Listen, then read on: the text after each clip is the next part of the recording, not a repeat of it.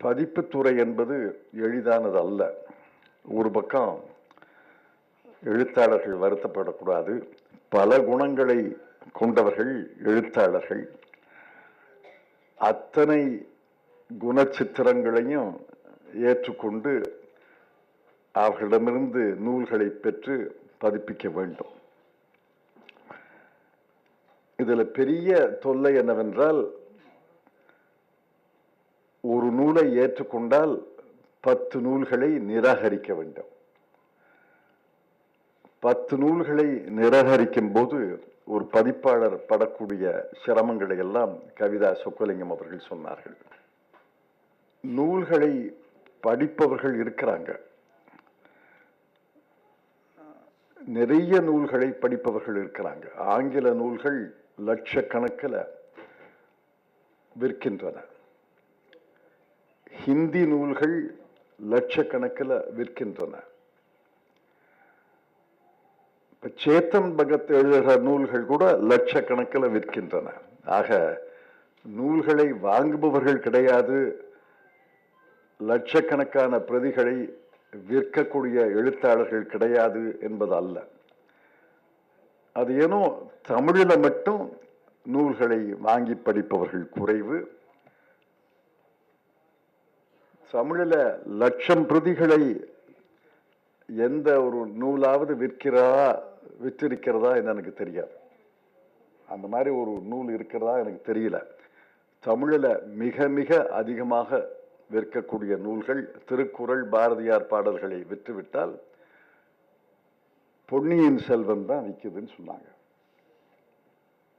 பொன்னியின் செல்வனுக்கு அப்புறம் ராஜாஜி எழுதுற சக்கரவர்த்தி திருமகன் விற்குதுன்னு சொன்னாங்க. ஆனா மற்ற நாவல்கள், சிறுகதை தொகுப்புகள், கவிதை தொகுப்புகள் எல்லாம் எந்த அளவுக்கு விற்கிறதுன்னு பாபாசிக்கே தெரிந்த தொழில் ரகசியம் நினைக்கிறேன். அதை வெளியில சொல்றது கிடையாது. அவங்க ஏன் விற்க மாட்டேங்குது? எப்படியும் ஒரு 7-8 கோடி தமிழ் பேசுபவர்கள், தமிழ் படிக்க தெரிந்தவர்கள், தமிழ் மொழியிலே ஈடுபாடு உள்ளவர்கள் இருக்கிற நாட்டில் ஏன் ஒரு நாவல், ஒரு சிறுகதை தொகுப்பு 7 லட்சம் பிரதி விற்கல? அதெல்லாம் யோசிச்சு பார்க்கணும். 2 காரியங்களை அவசியம் செய்யணும். தமிழ் சமுதாயம் செய்யணும். தமிழ் சமுதாயம்னா புரவலர்கள் மட்டுமல்ல, அரசு, எல்லாரும் சேர்ந்து செய்யணும். ஒன்று, ஊருக்கு ஊரு நூலகம் அமைக்கணும். இப்ப முயற்சி பண்றாங்க. ஒரு மாவட்ட தலைநகர்ல ஒரு நூலகம் கட்டுறாங்க.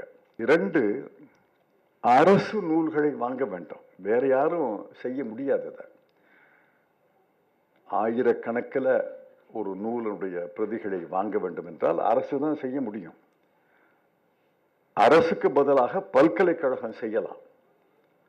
ஆனா உங்களுக்கெல்லாம் தெரியாத ஒரு அதிர்ச்சியான செய்தியை சொல்கிறேன். யூனிவர்சிட்டி கிராண்ட்ஸ் கமிஷன் ஒரு அமைப்பு இருக்கு. அந்த யுஜிசி பல்கலைக்கழக மானிய கமிஷன். அது பல்கலைக்கழகங்களுக்கு நூல்கள் வாங்குவதற்கு மானியம் தருவது கிடையாது. நிறுத்தி ரொம்ப வருஷம் ஆச்சு. ஒரு பல்கலைக்கழகம் நான் நூல்கள் வாங்கணும், எனக்கு 2000 நூல்களை வாங்கணும், எனக்கு மானியம் தாங்கன்னா தருவது கிடையாது. அந்த பல்கலைக்கழகம் தன்னுடைய வருமானத்தில் தான் புதிய நூல்களை வாங்க வேண்டியிருக்கு. ஆகவே மிக குறைந்த அளவில் தான் நூல்களை வாங்க முடிகிறது. நூலகத்தில் நூல்கள் இருந்தால் தான் கட்டாயமாக நூலக வகுப்புன்னு பள்ளிக்கூடங்கள்ல இப்ப மறுபடியும் அறிமுகப்படுத்தி இருக்காங்க.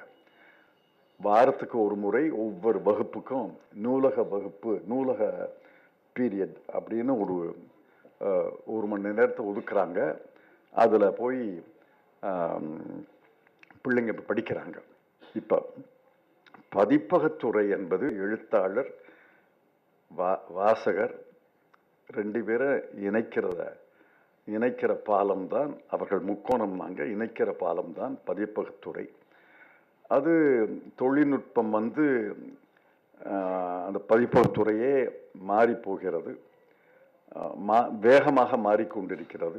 அவர்கள் தொடர்ந்து இந்த துறையிலே இருந்து நல்ல நூல்களை பதிப்பிக்க வேண்டும் என்றால் எழுத்தாளர் பங்கு முக்கியம், வாசகர் பங்கு முக்கியம், அரசு பங்கு முக்கியம்,